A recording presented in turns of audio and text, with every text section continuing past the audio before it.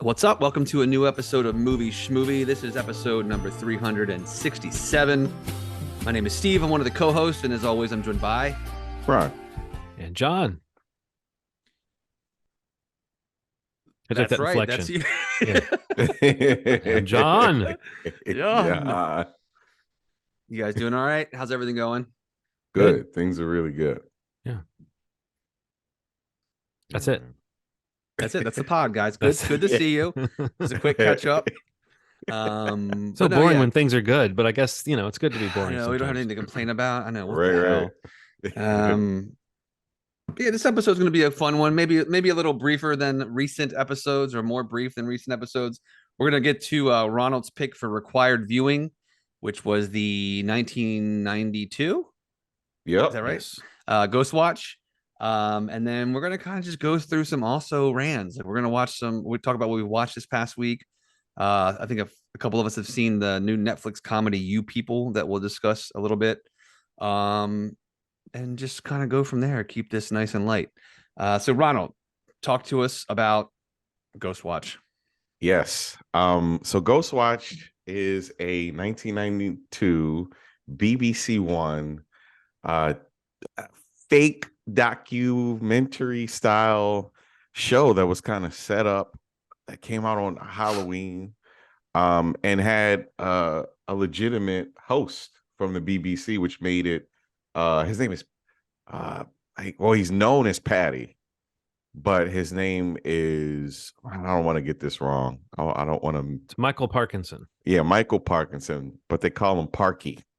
Parky is very famous in the BBC circles. He's like our Brokaw, and any of the well, all of the main newscasters on this are real broadcasters or presenters, as they call them over in England. Yeah. And that's a certain kind of celebrity they have in England. People who have these esteemed careers that might not be necessarily esteemed news people, but they aren't actors either. They are television presenters, And I do think, it gave it a legitimacy for audiences. Yeah, so I watched kind of the making of it, and the grounding of this was kind of getting him to participate because he was kind of the anchor of BBC News at the time. Apparently, he was like, when a tragedy happened, they're like, "How does Parky feel about this? How is he handling this? What does Parky have to say?" He was the Ja Rule of the UK, where they just wanted to figure out what was going on over there. So. I like that you didn't go with Brokaw. You went with Ja Rule. That's where we are in 2023. Where's Ja? Yeah, I don't know who is the Brokaw of today. I mean, like when I think about growing up, there was Brokaw, there was Dan Rather, there was Ted Koppel. Who is the person today? Is there anybody that means the same thing? I don't think there is. I don't think so, man. Definitely not the same thing for sure. I mean, I don't even know who you would compare. Not Anderson Cooper. He's up there though. I think people trust him. You're right. I think it's just that nothing is as monolithic as it used to be. Right, and also we're talking about this era of British television, that he was like you said, he was the voice of the news. So it definitely, and he's very credible in the movie too. Like he actually is one of the people who adds the most of that dash of reality to it. Just his skepticism. He doesn't overplay it.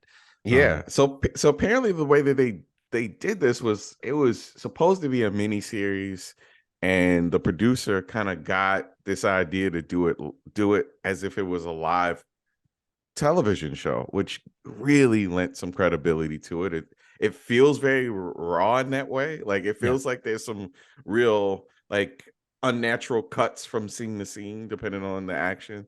Right. So about the release of this thing, it came out on the BBC. And it had not had a physical release for quite some time. So there are people that had kind of gotten VHS versions and converted them. And then in the last couple of years, there's kind of been this push to get it out because it is a pretty unique situation. I kind of look at it like the War of the Worlds of the UK in the 90s. Like it was kind of this, for anybody that doesn't know, War of the Worlds was a radio show that happened in the 30s. That was very impactful. It was a alien invasion. It was a full-on spectacle that people really thought happened. And Ghostwatch really had, honestly, the same effect. Well, I mean, in both cases, they weren't really trying to fool anyone, but they also did everything they could to lend credibility to it. But I mean, in both cases, it's presented like it's almost like at the very beginning, it's like the following is a work of fiction, you know, and then the rest is like doing everything it can to be real. And I think that's what happened with War of the Worlds. Like people, it was on a radio show that was a fictional show that had like theatrical productions or like, you know, radio plays on it. So people knew this was a fictional show. That they just did something. They added that meta layer of it being like, this is the footage you're seeing is the actual thing. And somehow I think GhostWatch does a good job of writing that line of what you're seeing is like what a news crew would be capturing. They don't overplay that either. And you, Ronald, this was just kind of on your radar when you picked it. This wasn't something that you had seen before or anything. Yeah, it's always been on my radar, and you know, I've been kind of chasing this. I mean, if I'm being completely transparent, I've kind of been chasing this for about 15 years. Because whenever I see like horror, because I like to venture outside, you know, across the pond to see what they like. Yes. Sometimes I'll look at those blogs and I've always heard about Ghostwatch. It's always on a list, but for a really long time it wasn't accessible. And then it looks like Tubi picked it up, which is really cool. What I'm starting to realize though is like the UK proper does not have like really good access to this. It really isn't very accessible over there, which is really strange. I don't think they can access the same Tubi that we can access, let alone the service within itself. So a physical copy came out this past 2022 on Blu-ray. It's in the 480 format, but it's just a little sharper. So I wound up getting a rip of that, and then I also watched the Tubi version. I watched a little bit of that just to see how it looked. It looked great. Yeah. So I guess what I'm wondering is what did you guys think about it? Well, Steve, you said you'd seen it before, right? Yeah. What was your history with this? Honestly, like I had always seen it on like lists, of like I don't know, like found footage / like mockumentary, those kind of like false documentary series or shows or movies, whatever. So it had always like popped up on lists. Like it was always one of those lists like we talked about before. Like it was like that and Lake Mungo were like the two that I had always like kind of revolved around and just hadn't seen. And obviously I love Mungo, but like I had this past Halloween, like right around when Ronald's talking about that release happened. I forget what, again, I think I mentioned it last week. It was either Edgar Wright or it might even been Mike Flanagan. One of them was like tweeting about it being available properly at that point. Back around Halloween of this year. And the movie, taking place on Halloween and all that. The timing was intentional, but it just lined up nicely for me. And that's when I really first got access to it to watch it this past Halloween. But but it was one of those ones that just like I'd always heard about it and it always was on lists. And especially like the creative community of filmmakers that I follow that time of year, they, somebody always mentions it, And there's an actor, you guys know John Gallagher from 10 Cloverfield Lane. Yeah. He does a thing every Halloween or every October where for the month of October, he's a great follow on Twitter too as well. He does every day he like posts a horror movie that he loves. Oh, wow. Like, talks about just, briefly what the movie's about, why. But I think this year he was also one of the ones that it was like one on his list one day. And I think it was because it was coming available. Like you don't need to try to find it now. Like you can actually get it legitimately. Like Rana was saying, you had to go through the back alleys to get it. But yeah, no, I mean, it was something I finally saw this past fall and just, happy to rewatch it when you mentioned it last week. What did you think of it, John? I mean, you hadn't seen it, right? Yeah.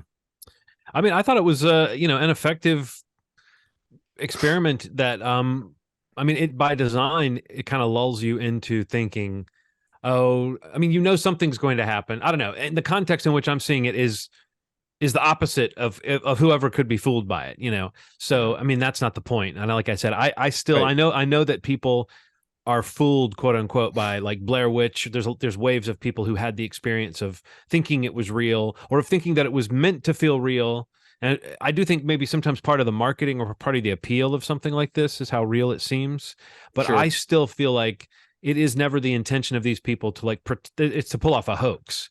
It's more that they pull off every ounce of credibility they can by not answering too much. And I feel like the way this was presented, I would have loved to encounter it, wondering whether it was real. I think by the time it becomes like overblown and supernatural, I would think that a sophisticated viewer in 1992 would have been able to tell that those were effects and, you know, decent acting and everything about it was decent, but I don't think it's so credible that it would fool a reasonable person, certainly not a skeptical person. But if you're talking about maintaining the experiment and keeping that vibe going, that this is a broadcast, and even like the guy they bring in that's like an expert, that's like this American guy who's like, well, I don't believe in shit, you know. And then they've got the phone banks, and they've got the people calling in, and there are a couple of moments where you glimpse something on camera that the people in the room don't seem to see, and those moments are really cool.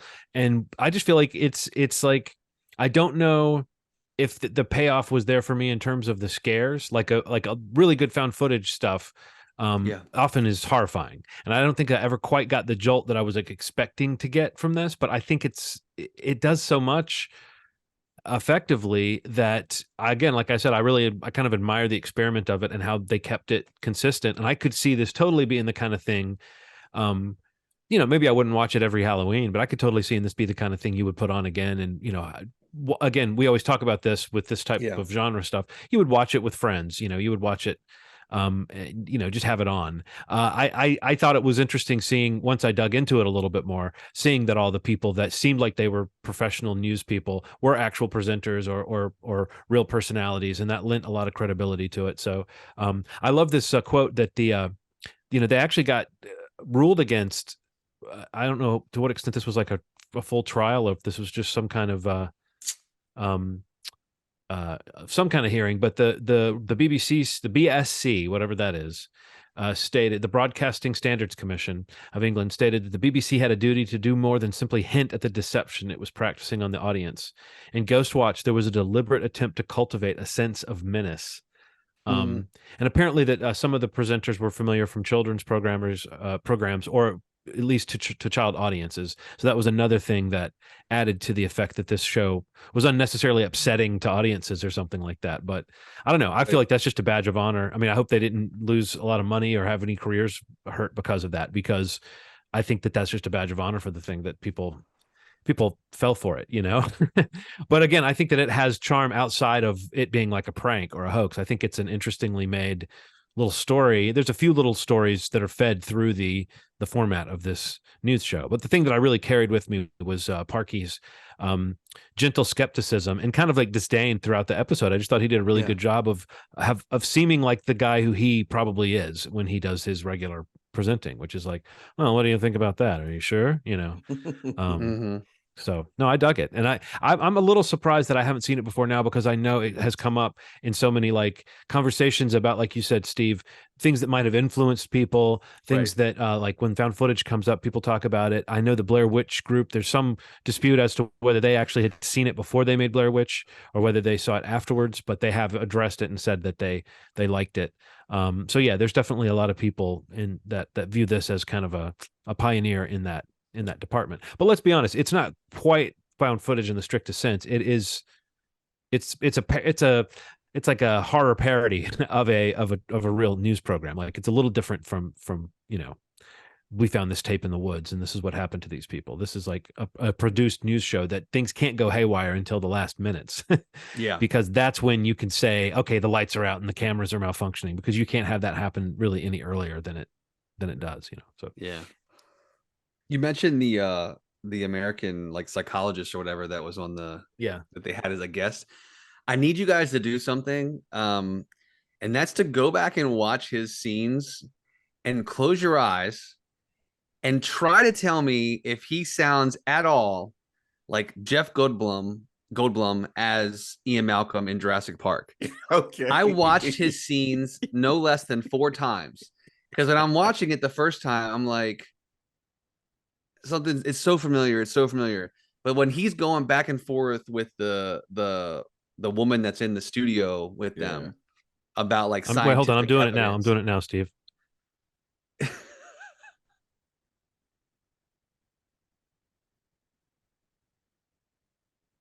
Yeah, totally. It sounds like him. I mean, at the very least, it sounds crazy, like Ronald. You know what it seems like? If this guy was on SNL and this was his Jeff Goldblum, you'd be like, that guy's got a pretty good Jeff Goldblum. Like he captures the vibe. Oh. And he's got like that kind of like cockiness in it, and it's like a little bit of softness swagger. As well, just a little bit. Like, well, I don't know if I'm I not believe really sure if that's identifiable or quantifiable. Like the way he talks about it, and the more I watch it, I was like, is this based on this guy? You know, because I'm just like, did they see him? Because his name was Colin Stinton is the actor. I looked him up, and did he say life finds a way at any point? Because I was like, that would be the great way to say, yeah. But I don't know. It was so funny watching it because I was like, it started to bother me who it was, and then it clicked. And Isn't that crazy when somebody's reminding you of somebody and you can't think of who it is, and how like, oh my god, you have to like I have to like relax Loosen my mind up, and kind of like go, all right, now think, but don't think too hard, but think like, who is it? No, that's crazy, especially when it's not the person. Like you'll look it up and you'll be like, I don't know who that is, but who are they making me think that it is? Yeah. Anyway, no, that was so funny though. Yeah, I go back and check that out, Ronald. Yeah, I gotta. But what did you think of it, Ronald? I mean, like, I mean, it just reminds me of a time where we all had like singular sources of entertainment, like that. True. That exists now. Like the Super Bowl is so fractured though. Yeah, it's fractured. But like some people are sitting in an apartment with Wi-Fi and all they have is their parents' Netflix password. Yes, that's it. maybe not for long. They did a sketch about that. Did you see the sketch on SNL where basically people had only seen the stuff on Netflix, so they didn't know about any of the Oscar stuff? Oh God, that's everybody I talk to now. I know. It's like, whoa, but is it? No, it's not on Netflix. That's that Netflix bubble that you always talk about. It's weird. So yeah, who I'm loving, by the way, since you mentioned SNL these days? Bowen Yang, I just think is so. Bowen Yang is on stepped up solid. This season, yeah.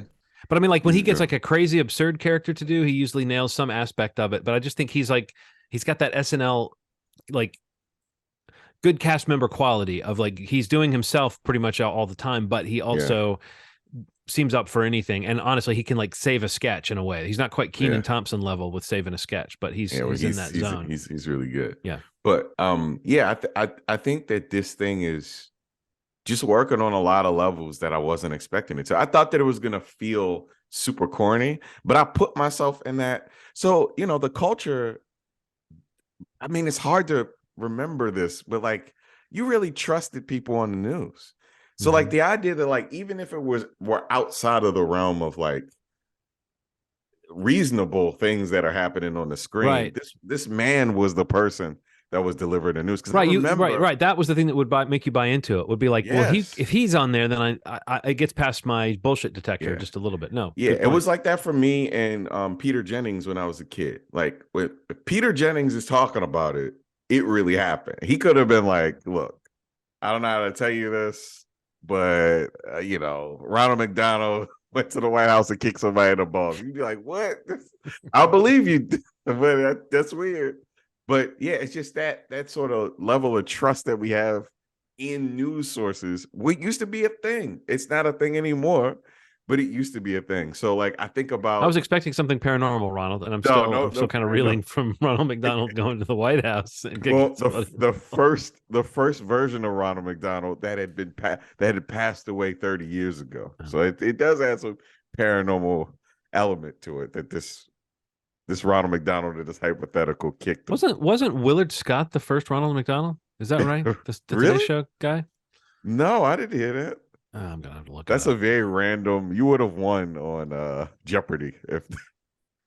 But yeah, just saying that's just it. Just felt very special in that way. Like even though I'm watching this in 2023, because we'd had the experiences that we did with news and stuff. I could feel how this must have felt back then. How urgent it must have felt. How because they said that like the next day. People are going ape shit. Like it was like the producers from BBC had to make a formal apology to London. Right.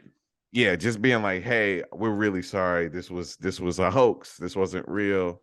because people are losing their shit. You know, it's just it's a cool idea that something could be believable enough, because you know what they said they were doing with Parky was that they weren't he didn't have a script. He couldn't handle the idea of like written anything. So they'd be like, hey, we need you to hit on the fact that this is a disturbance on this in the segment. And that's what he would do. And the actress basically had to guide him, because he got so comfortable that he was like doing his job, doing his thing. Yeah. He was. I'm about to send you guys a picture of Willard Scott as the first Ronald McDonald, because he did play him in his first televised appearance. Oh my God, he looks terrifying. Oh my, he looks so scary. He's got a paper cup for a nose and a tray for a head, a tray for a hat. This is just what is this? It says in his first televised appearance in 1960. I think I'm being catfished here. I don't know. That's crazy. Yeah. Yes, 1963. Does he have a McDonald's cup on his nose? Now, this looks like the kind of motherfucker that would go to the White House and kick somebody in the balls, by the way, though. 100%. Yeah. But yeah, it was special. It felt special. Craig Charles really stood out for me. The just a lot of energy with a Buffalo Bills with an American football. Jumping out of the closet. It was the Bills? Was it the Bills? I thought it was the Bulls. No, I thought it was the Bills. Okay. Bears. Maybe. It was the Chicago Bears. It was the Chicago Bears. Okay. Because it was the NFL. It was the NFL. It was the NFL jacket. Okay. But yeah, he was when I saw that he was a real person, I was like, oh, okay, he's not gonna die then. But otherwise I was expecting that guy to be like, oh, he's definitely gonna die. He was gonna lose his life. He's the one goofing around the most. But yeah, it was solid. I really enjoyed it. Well, what do you think was the creepiest moment, Ronald? Or for you, what was the creepiest moment? The creepiest moment is always when something is not functioning as it's supposed to. When they looked at the footage and it wasn't the footage that was happening in real time. Yeah. I love stuff like that. Because that moment was great. You're right. It's just a simple thing.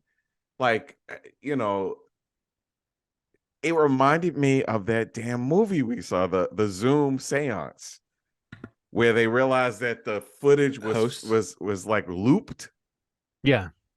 Golly, man. Like, well, Host, the director of that, said that this was a big influence, that he felt like Host was basically his version of updating the Ghostwatch. Well, I'm not sure if I quite buy that 100%, but I think paying homage to the things that it got right, that you kind of can't do now without now saying, well, maybe Ghostwatch was the first one to do some of these things. You know, it's kind of like what Blair Witch is this awesome, incredible thing that still sort of gets credit justifiably for being like the real breakthrough. But before it, you have this. It sort of reminds me of like Halloween and Black Christmas, where Halloween is this movie that is kind of like the one that everyone points to and we all agree it's a classic, but it was a direct attempt to kind of recapture, like John Carpenter was trying to do a sort of de facto follow-up to Black Christmas with it. And if the people that made Host or the people that made Blair Witch were influenced by this, like they didn't take it and make something completely radically different. They just kind of took the idea and said, well, let's take it away from this professionally produced arena and put it in the realm of, like I said, tapes that someone just shot that you could find. But sure. I think that like this has a lot of things going for it because of that. Like, you kind of can't repeat that without seeming like you're just doing this. Even though it's a really great concept. I don't know. The scariest part for me, the part where I got the most like of a jolt, honestly, the part where the girl was like crouching behind the chair and she was talking to her mother and her voice dropped. That voice drop thing doesn't always get me, but this time it did. There was something about the verisimilitude they had built up, and that was like the first moment I felt like I saw on screen the girl do something that seemed demonic, or that almost seemed like what you said, Ronald. There's a little hint of that sounds like it's almost an effect of the tape, which maybe that's just an artifact of the fact that it was an audio effect of 1992. But I liked the idea that, oh, what if this possession is actually affecting the tape? It's affecting the video recording of this. I that worked for me. There was some little visceral I got from that, and what she was saying to the mother was terrible after that, even when she was speaking as the little girl. But I felt like there was another moment or two where I caught a glimpse of something that got me. But that was the moment where I remember getting like a just a jolt through my body of like, oh, this feels wrong. This, and I maybe expected it to go to other places after that, but that was kind of the climax of the thing, is when we were seeing, sort of quote unquote proof. Although I liked the infrared thing. Did you expect something to pop up in the infrared? Like I did. It's almost a missed opportunity. I expected something definitely to be behind her. I think we also expect that in 2023. You know what I mean? Like, I feel like this movie's 30 years old, which is crazy. But like, I know what you're saying. Like, I think we're just like trained with all these movies that we get now. It's like, even what they were doing then with this, it's like, there was it's a little more streamlined, I guess. Yeah. Which I appreciate. Circle back to one thing that Rana was getting at before with like the idea of like a shared experience, like we all watched the same thing, and and the environment in which this was watched and this was broadcast, and like that kind of feeling that it created among people watching it. I think really like knowing that, and having read a bit about this movie when I watched it back in the fall, it's like I think what the other thing happening in this movie is the idea that the people watching the broadcast in the movie are experiencing or seeing the things that they're seeing at Fox Hill. Like, I think that as a viewer is like such a good, and from the creators end, like that's such a good angle to have in the movie, to even try to sell that like this is actually happening. Because I just I try to like put my mind in that space of like, again, 30 years ago, watching this thing in this country where this is the guy that we put our trust in. And they have this caller bank, and this is like Tucker Carlson is let's to you, talk Steve. about like let's talk about the caller bank, how often we saw those back in the 90s. And, like it was always like a huge cutaway of these specials. Like it was like, how much time did they spend taking calls? And I just loved how the movie slowly shifts into like the calls, like qualifying what we are seeing or not seeing at Fox. I just thought that was really cool. Like, I just think that it's exponentially just ramps up like this possible, what they're hoping for, I guess, like hysteria of like people watching this special. It's like, wait a second, people are calling into this saying they're seeing shit. Am I seeing shit? Like, is this, you know what I mean? Like, I thought that was really awesome of an angle to really capitalize on that. The call center was kind of camouflaged too before it lit up. I love that. Yeah. I love that. I mean, and it felt a little chintzy, but I think it felt like a news program where they didn't go all out for it. I mean, it felt right for what it was. Like, it wasn't too flashy. It wasn't too elaborate or too beautifully designed. And that guy who was at the call center, Smitty, he's a real guy too. In fact, they're real, the main people are real personalities. That really helps. Right. I think I felt it too, that these people were like good at being on camera, and the little chuckle and the little, well, I think he's afraid of ghosts too. Like, all that stuff felt so real. Felt so good.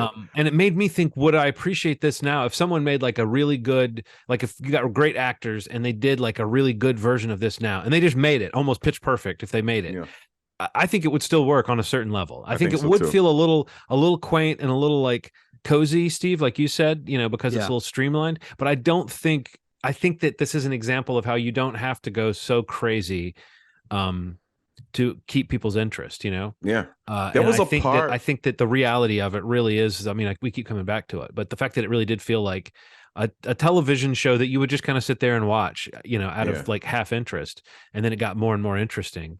I think that was a good, like, on a screenplay level, it was a well modulated thing when it starts to ramp up. What were you going to say, Ronald? There was a part during the call center where he has like all these papers fanned out, and they're like, we're going to look at the footage. They just showed him going, and just went to the other footage. Like, that was so good, because it felt like that thing you're talking about, like, it felt streamlined, but parts like that were, I guess, intentionally done to make it feel like some of this was kind of loose. Some of this was kind of off the cuff, because he really didn't do anything in that scene. Like, I would have thought he would have said something cool, some quip or something, but he just nodded his head like, let's see that footage. And it was. And then, okay, last part that I really loved was then the callers are like, kind of like, fuck that. where they would take at the call bank and they just started leaving out. I thought that was so good because I would have done the same. I'm like, the wind is blowing in a place where there's no fans. Totally, yeah. I'm out of here. This is stupid. Yeah, it was good, man. I do not believe in it. I do not expect anything to happen. I don't think it's real. The second something seems slightly weird, I'm going to be out of there like a bolt. Get the fuck out of there, yeah. But yeah, overall, really loved it. I'm glad you guys checked it out. I mean, I think it's fun to kind of cross something off the list that I, for whatever reason, have been not watching that I was aware of. I will say this: did I in the middle of like a little bit of a bleary-eyed feeling over the weekend? Did I almost watch the 2002 German American film or British German film Death Watch? I almost did. But then I realized, wait a minute, no. No, not the same. It's got Jamie Bell and it's got Andy Serkis. But this is not it. This is not it. This is not it. And he said something about a TV movie, and then I found GHostwatch. Cool. So what's the pick for next week? Who's right? Yeah. So yeah, speaking of just that checkbox thing, this mentality of like I gotta watch a movie that I've tried to watch. I've started maybe once or twice and just got distracted. There's a movie that came out in 2021. I just kind of heard a bunch of positivity around called The Dry. This is a movie that stars Eric Bana, who I love, Keira O'Donnell, who I guess most recently was in Michael Bay's Ambulance. And his movie Ambulance, or he was actually in an ambulance that Michael Bay owns. The film, yeah.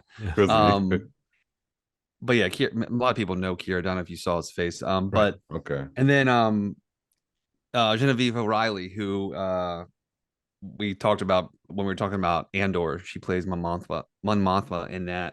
Nice. But yeah, this is just like a mystery drama that came out in the mid-summertime 2021. Had a little release here in the States, but it's an Australian film made by a filmmaker named Robert Connolly. Basically Eric Bana plays like this cop detective who goes back to his hometown to a funeral, and kind of this stuff opens back up like an old case of a murder, or I think it's a murder or a missing person, but double M. Yeah, I don't know.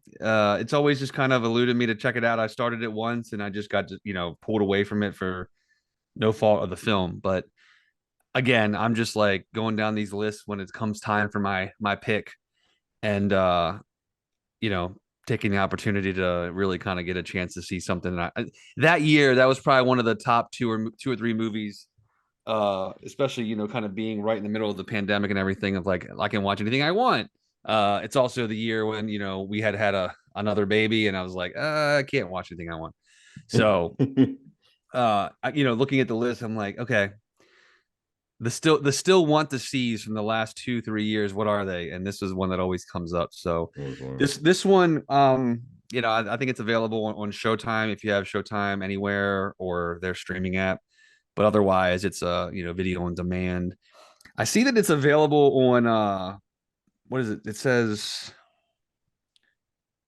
Fubo. I've never used that, but right. If you have that, or if there's a trial for that, you could check it out there if you want to watch along with us. But your best bet's probably Showtime, or as it's now going to be Paramount Plus with Showtime. I don't know if you guys saw they rebranded their whole product recently. What the? Yeah, I don't know when that officially takes place, but yeah, Showtime is being rebranded. It's going to be a part of Paramount Plus. Make up your mind, Paramount. But yeah, this is services. Not too old. Past couple years, murder mystery drama. Eric Bana. It's called The Dry, and we'll talk about it. I don't know that we'll do it. I don't know that we should probably do it next week, because I think next week we're going to do a special. Next week is kind of an off week. We're going to have something for you, but it won't be a regular episode. Yeah. So maybe the week following. So you got 2 weeks to watch The Dry, and we'll catch up on that in a couple weeks. So yeah, well, let's get into what else have we watched. Ronald, you said you wanted to mention a specific thing. Why don't you do that? Oh yeah, so last week was a sports documentary that was very close to my heart, and I'm sure maybe close to one of yours, I hope, in some way. But that was the 30 for 30 Bullies of Baltimore, about the Ravens' first NFL championship. It was incredibly good. It's an hour and a half of pure greatness. That kind of talked about the culture of Baltimore, and um, they always show that footage of the Colts leaving at night with that big truck, that Sneaking big out yellow truck. Yeah, just sneaking out in the in middle of the night with disguises, snow. Oh God, man. little mustaches and cowboy hats I and stuff. I don't know if my like granddad ever forgave the Colts for that. It was like a deep, deep sadness about it. I heard your granddad was so unforgiving. If he saw a horse, that if he just saw a colt, an actual colt, he would get He mad. just he ran towards it full speed, punched it in the nose. But yeah, this is about the championship in the year 2000. It was really special, and what made it super unique. Sorry. What made it super unique was that our offense sucked. So there were like 3 games straight where we had no touchdowns via offense, which is how you score as typically offense. But the defense was so scary that they typically got turnovers during their defense, which was really crazy. Like apple And they had, turnovers, like bring them out if they're doing a say good it job. again? Like apple turnovers, like if they're Like doing a good apple job, they bring turnovers. them out. Okay, They had a lot of apple turnovers. all right, I like And that. then they Now you have had my interest. yeah, 4 scoreless games, 4 games where people did not score at all completely during the season. So they were menaces. So really focused on Ray Lewis, Shannon Sharp, Tony Saragusa, and Rod Woodson. Really kind of revolves around them. And I don't know if you know, but the Goose, Tony Saragusa, died a month after shooting this. So they really hit on that during the course of it. They actually have footage of his funeral and everything. But he was such a cool presence. They also talked about the goof on the roof, the man that refused to come down until we scored a touchdown. The goof of the roof. So they actually kind of did it like the Tyson TV show. They had people come down to the Meyerhoff, and they had like a roundtable discussion, and that's kind of the wrapper of the footage. Mm-hmm. So that was in 2000, sometime in 2021. And then Saragusa died in 2022, unfortunately. But yeah, it's fun. It's really emotional. It's kind of interesting how people hated Baltimore and still do. But it was a fun documentary. It's an hour and a half though. You can find it on ESPN Plus. Also, it just comes on. It's been coming on ESPN, so if you can DVR it, you can't really watch it on demand right now. I've had like a real. Is it not on Hulu? I've had a real problem watching it. It wasn't on there a couple days ago. It may Okay. be now, but it wasn't a couple days ago. They're pushing. Go ahead. What were you saying? No. Go ahead. I mean, they're kind of pushing people to not watch it through anything but ESPN Plus now. Like so it has like the old 30 for 30s are there, but then there's like 10 that aren't on there. And then right. they're like, oh, you got to go behind this paywall to watch some of those. True. It's weird, man. It's weird how they're setting it up. Like you can't watch SNL on Hulu anymore. What gives? You can only watch it on Peacock. What gives? I mean, that makes sense, but it also sucks. Yeah, it sucks because that's all the licensing expiring. Yeah, now that they have their own stuff. service. But yeah, Right. the Bullies of Baltimore, 30 for 30, very much worth watching. Yeah, 30 for 30 is just such a consistent series. And I think, being a Baltimore thing and seeing them do that attention and that dive that they do on the topics that they choose to do, it's just such a great pride for the, any fan of the Ravens or just Baltimore sports. But yeah, it's just I watched it as well. It's incredible. And it's crazy to even think about, you mentioned, like, not to get into the weeds of football, but like the dominance of the defense of that team, like how basically it'll never be touched in ever, No, because man. so many elements of how that team, that defense dominated the game, like have been removed from football. Yeah. You know, the way you can, what you can do, the quarter, like the sacks, and like, you know, the just how physical they were. Yeah. It's, and you know, and in some cases for good reason, that's changed, and the rules have changed, and football, you know, is, I guess, in some ways, quote unquote, safer now.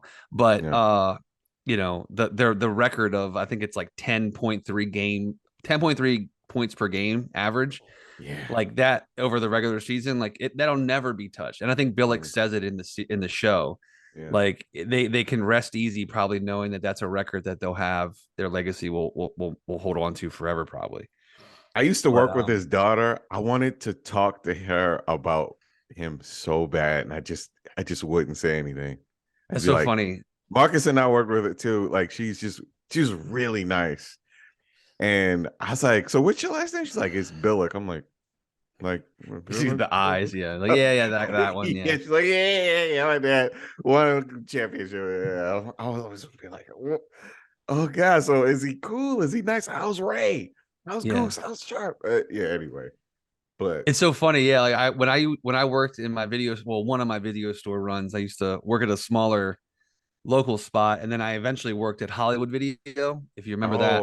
Right. And Brian Billick, his whole family, that whole family, they live right out here where I live. And oh wow, I know when I used to work at Hollywood Video, his kids and him would always come in, and he was always so nice, and they were all nice, but especially him at that time, because this would have been, you know, in the late 90s, early 2000s, right around this time. And you know, he was, you know, the Ravens head coach, you know what I mean? And right. He'd always come in with his family, and he was always super nice, and would always ask for like recommendations of what to rent. And I was like, wow, I'm fucking talking to Brian Billick. This is so right, cool. Right. Yeah, that's so cool, man. Shout out to Brian Billick. And shout out to Brian. Yeah, Keegan Billick, who I worked with at Under Armour, super nice, the nicest person. Like, I would never have guessed that she came from like football royalty. But yeah, really cool.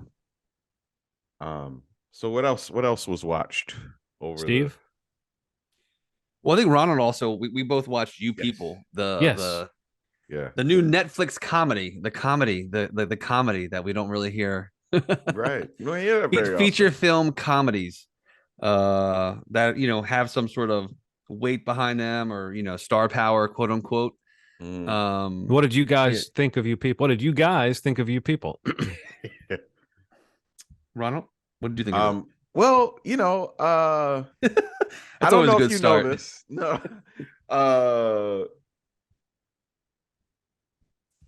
There's like a storied history of sort of the history of Blackish and everything that Kenya Barris does. There's kind of this narrative that everything he does kind of has the same voice. Like, you know, Blackish is his life. Black AF was his life. You know, Mixedish is about his wife. You know what I mean? So like he's covered his wife and his life. Yeah, his wife and his life. So people kind of feel like it's a little too close to the hip in terms of, you know, and it's a very particular type of Black experience. It's like, here's lighter skinned Black people and their experiences in the world, right? So this comes along, and I'm like, man, does this feel like the thing that I've seen a million times? And I could tell you that no, it's a little different. It's a bit of a departure. Yeah, and I think some of that has to do with who was in it. You know, Eddie Murphy being, I don't think Eddie Murphy was funny in this movie. Let me lead with that first. Me either. Was not funny. This feels like a lot of people are saying, non-funny and just completely like lazy, dialed in thing. Like I was very. A lot of the positive reviews or positive mixed reviews they're highlighting that Jimmy Murphy. Yeah. Maybe I read the wrong review. No, that Eddie Murphy is. I mean, people are talking about it like the saving grace is his performance being funny, which is so you know. But I didn't see it in the trailer. I could not see And I don't know that Eddie's funny when he's stern. I mean, I didn't see the movie, but just from the trailer, it kind of seems like his energy, like he's so funny when he's a little manic and he's all over the place kind of. And it was weird to see him even in the trailer being somebody who's like playing it so straight. But I didn't know. But you're saying no, not a good performance from Eddie. No, you know what's funnier than him? Taco, who was on Dave's best friend, was like silently killing for the 5 minutes that he was in the movie. Mike Epps was really funny.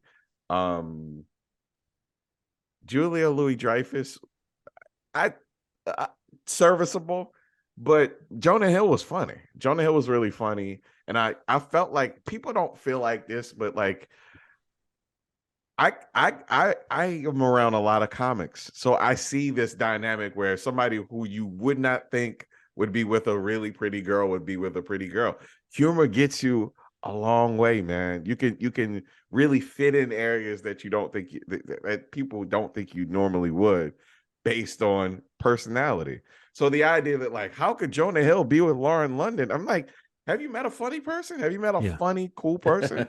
They typically will be with somebody that isn't on that level. I mean, it just kind of happens. That's life. But that wasn't the part that felt so unrealistic. Some of it kind of it felt kind of jarring the way they were going from event to event. From the second act to the third act felt like it was super rushed. It didn't feel like enough development, and he proposed to her like way too fast. I'm like, whoa, what's happening? I don't understand. Yeah, I didn't really understand it. I did find a lot of it to be pretty funny. I don't really think I liked the movie that much, though, to be honest. Okay. I did find like Jonah Hill to be pretty funny in it. I thought he was actually pretty good in it. But Jonah Hill looks really rough. I mean, like I don't want to be like that kind of judgmental, but like to the point where I'm like worried about him a little bit. And two, is it the weight fluctuations? Is it? I don't think it's the weight thing, because that's never been like a tell or a trigger to me when I see him. Right. It's just I just mean like he looks really like run down. Like I feel like he did not look good in this film, which is a little more. It's more of a personal concern for him. I hope he's okay. But yeah, I found him to be pretty funny in it. I found Sam J to be really funny in it. Like their scenes together, I think were my favorite scenes. Yeah, like them kind of riffing on one another and kind of doing their thing. With like obviously it feels like some improv going on, and that thing that people kind of maybe expect Jonah to do. I think she, they're kind of like in that together. That comedy between the two of them, they're very funny when they're on the screen together. I felt like the whole scene when they're talking about the ring that he's going to use to propose at that bar, I thought was really funny. And how to like his whole plan to say like how underwhelming the ring is, but to say it's like from his grandmother's from the Holocaust. Like I gotta say that fucking killed me. And where she's like, "Oh, you gotta really dial that up," and he's like that was good. I like the way that they kind of really that. But in general, though, yeah, I think you're right. I think the movie like it jumps around a lot and it moves really quickly. And honestly, the biggest thing for me that was the letdown or the disappointment is the Eddie Murphy of it all. Like the whole how straight he plays it. Like it just felt like there were little flashes in the performance where I'm like, okay, there's the energy, or there's even when you're playing this character. Yeah, I mean, because in essence, it's like Meet the Parents, basically. Yeah, and for sure. And he's in a De Niro role, or variation on it, and I feel like there's just like no energy coming from him in this movie, which is a disappointment, because he's a goat, he's one of them at least, and I just feel like you hear another big comedy coming up, and you're like, okay, cool, he's like one of the stars of it. But yeah, definitely kind of let me down in that sense. But yeah, in general, I mean, the movie's fine. I mean, I wish. It's the thing though about comedies is that like we talked about this with like a lot of the comedies that we've hit on recently that are on the streaming services. Some have been really great, and some have just been like fine. Yeah. But a fine comedy is something that you still want to enjoy. You still want to watch Yes. it. Yeah. You still want to laugh because there's still parts of this movie that are very funny. And you're just like, yeah, even if I didn't love that movie, I really enjoyed watching this comedy because I Yeah. need to laugh, you know? So I really appreciate even where I have issues with the movie as a, you know, as a film or as a movie, it's just like I feel like there's always some positive takeaways from a nice comedy, even if it's Yeah. not a great movie, you know? And when you have somebody who I do really like Jonah Hill, and I think he's pretty funny, and yeah, like Sam J and Mike Epps, like just a lot of even like how downplayed some of the David Duchovny scenes is. I just found some of that stuff to be pretty funny at times. Yeah, me too. And yeah, just a crazy stacked cast.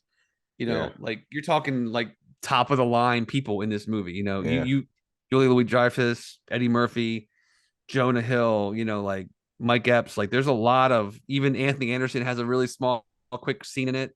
You know, like that whole barbershop scene is pretty funny. Yes, it was pretty funny. White Cuz. Yeah, White Yo, Cuz. I want to do a hot swap of roles. Okay. I would swap Andrea Savage's role for Julia Louis-Dreyfus. I think that she could have. I'll take it. I think she could have carried it a little better. I'll take I that. think there's something about that dynamic that she's just good, better with awkwardness. She wasn't Julia Louis-Dreyfus. Yeah, Andrea Savage is in it too. Yeah.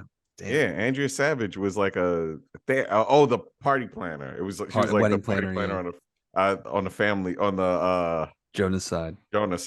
So yeah, Julia I love her. Louis-Dreyfus, I love Andrea Savage. yeah, it's something about what she was doing felt funny, but I didn't need that. I didn't need that for this role. I needed kind of more of a Andrea Savage for this sort of dynamic.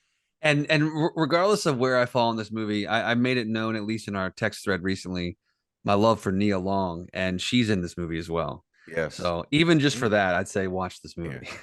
Yeah. Who should have been in? You get it. Who should have been in Charlie's Angels, man? Right? Yeah, that comes out during this press tour. Yeah. When you told me that, man, it like blew my mind. I know.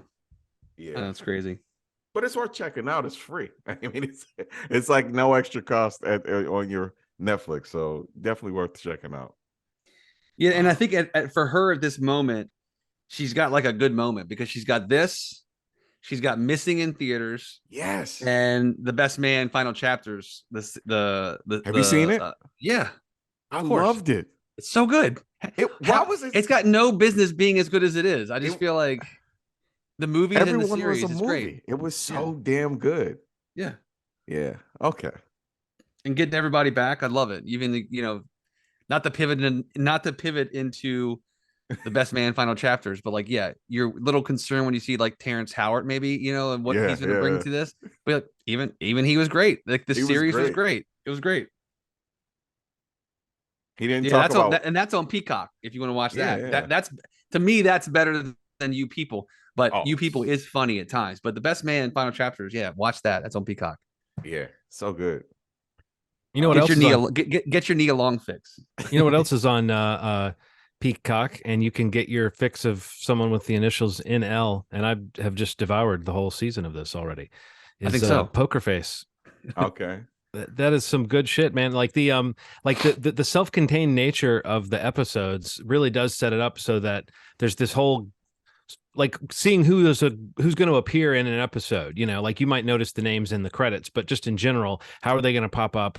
These big names, people that I don't want to spoil for people. I don't think, it's not part of the publicity. So I think that's part of the fun is that you don't spoil it. But the 5th episode that has already come out just had a couple of great characters played by Judith Light. And I'm going to say her name, S. Epitha Murkison.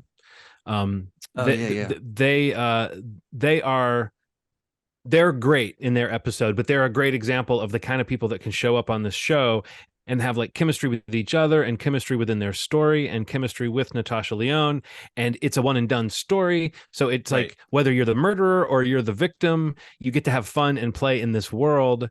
And I can't say who's coming up in a couple episodes, but the 9th episode, the 5th was my favorite, the one that just came out. And I see people talking about that one, but the 9th one, honestly, I think is my favorite episode. It breaks the format a little bit in some interesting ways, but the people who are on it, there's one actor in it who's very surprising and great to see, but there's an actress too that is great to see.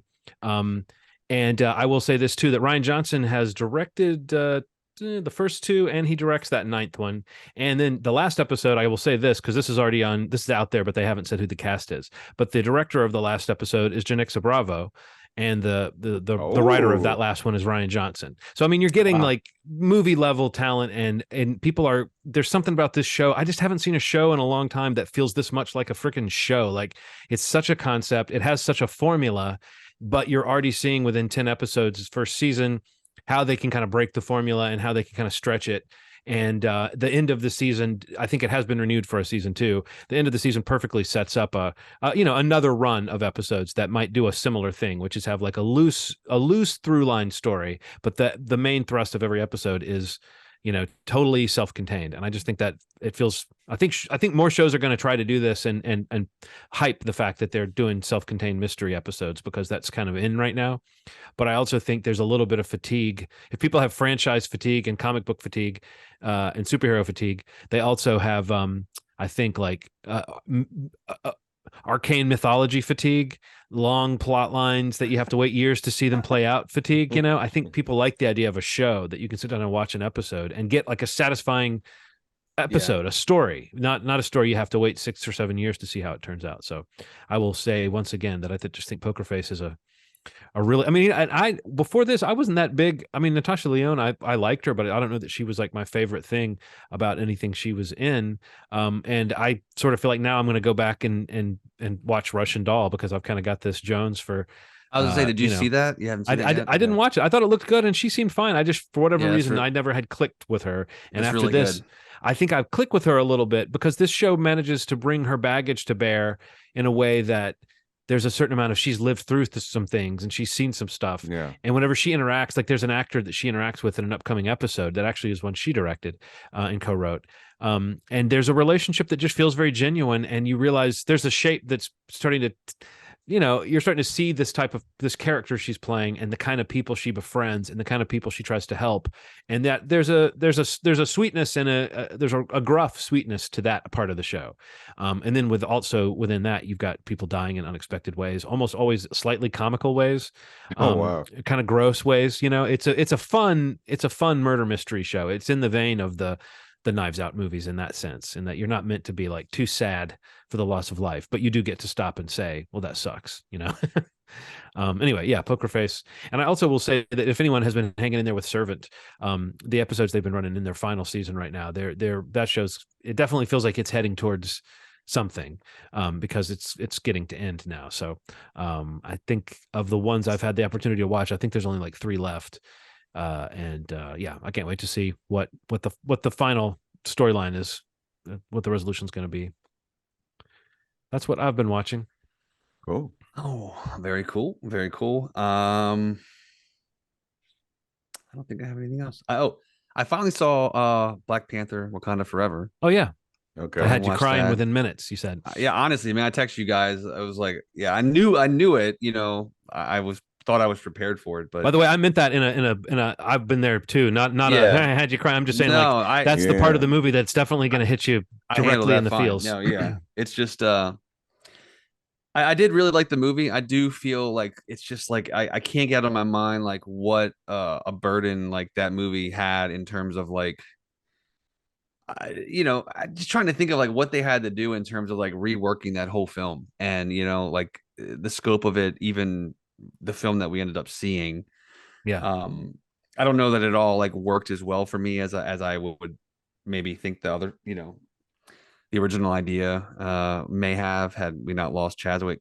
But I think the way they handled that in the film, both in the beginning and the end, I think was great. And yeah, I don't know, just definitely one of the better ones of the most recent phase for me. I think I didn't love it. I mean, I have some of the same reservations that I had about the first Black Panther. Just in terms of some of the CGI and the fighting, some of those action sequences.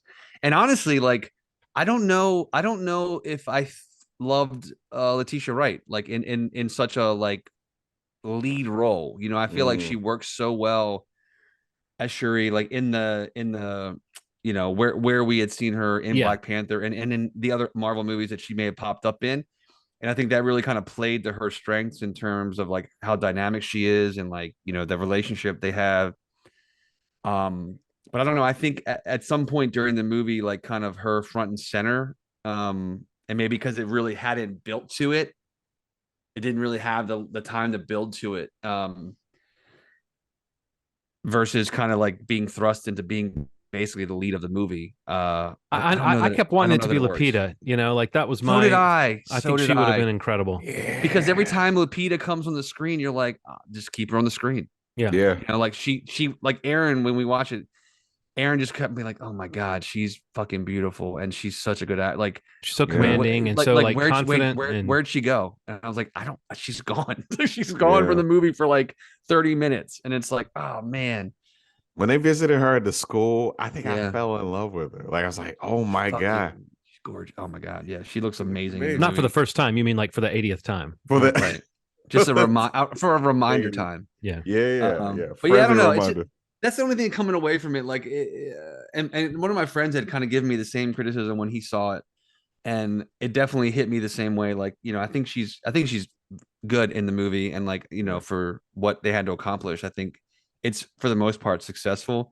Really like Namor and that actor, that performance, that whole story I liked a lot, and even kind of where they leave them for the future of Marvel. I think it's pretty cool.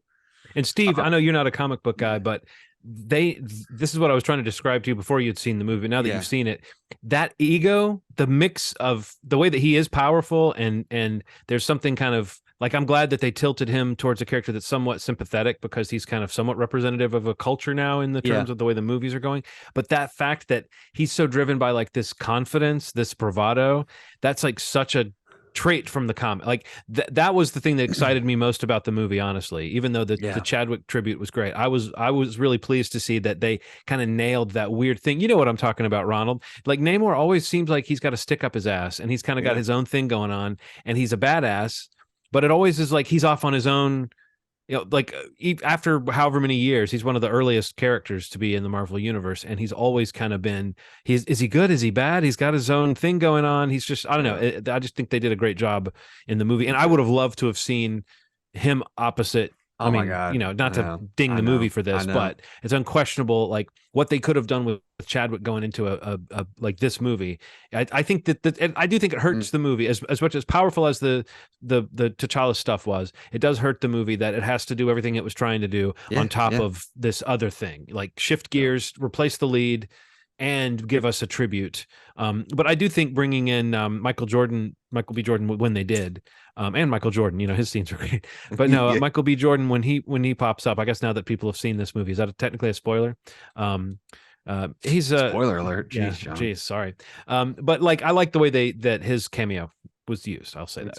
Yeah, and I was like, I would say watching it, I felt very surprised by it still, even though it kind of was like, I wonder if they're going to use him in here somehow, especially with that portion of the ancestral plane and everything. I thought that was really well done. And and again though, speaking towards like, the Lupita factor or the Chadwick factor, the moment Michael B. Jordan's on the screen, you're just like, fuck, that's a star. Like he's, you just feel the scene shift. And I don't mean to take a slight at Letitia at all. She's a great actress. I love her in so many things that she's in, but there's some weight because that character got so much time in Black Panther as a character. Killmonger, people talk about Killmonger all the time. They talk about him this movie the entire time, and you're like, okay, he's gonna probably pop up at some point in this movie. Yeah, but like that character got so much time for groundwork and screen time, where I don't think Shuri didn't get that, and I feel like it kind of hurts her. Not even really specifically her performance, but just that character. But yeah, the moment that Michael B. Jordan pops up as Killmonger in this ancestral plane experience that she's having, you're just like, man, what, like that's a presence, that's a star, you know what I mean? Like that's the thing you really hope to have maybe driving the movie as a whole. But yeah, if it was him or Lupita, but yeah, just a reminder. I don't know, it's just sad, it's like you can't help but think like what could have been, not just for this movie, but just like it's in general, going forward for however long it could have run. It's just crazy. It's so sad. Angela Bassett was incredible too. Yeah, she's great. She's gonna win an Oscar. I finally got to see the scene that they're everybody talks about. Yeah, she's got it in the bag, no question. Yeah. Which I can't wait to see her get up there and talk about it, because she's deserved it for a long time. And it's cool to, I don't know how she feels about it being for a Marvel film, but I think it's pretty fucking cool that a Marvel movie will finally have some sort of performance acknowledged at the Academy Awards. But yeah, man, Wakanda Forever is good. Winston Duke also loved him in it. So good. He's great. Yeah. Did you see him in I don't know what movie this actually was, but there was some like red carpet footage they got, and they were asking people fuck, marry, kill, and they were showing the picture of the Chris's. You saw that? Yeah, I saw that. Where like he was like date, or he said something. Well, he said, he said, this is a Disney film. Yes, I think you mean like take out for lunch. Yeah, go see a movie or go on a trip together. But it was a little bit. I saw people on Twitter sharing that and saying, that this is a man who's saying, "Don't mess up my Disney deal. don't get me to say something where they take away my money." But the video I saw then had like him, and then it had Tom Holland. You know, and he's like, and he went through. He had thoughts. FMK. He'd already had it decided, and it was pretty funny. Well, he killed Chris Evans, which I think surprised people. Yeah.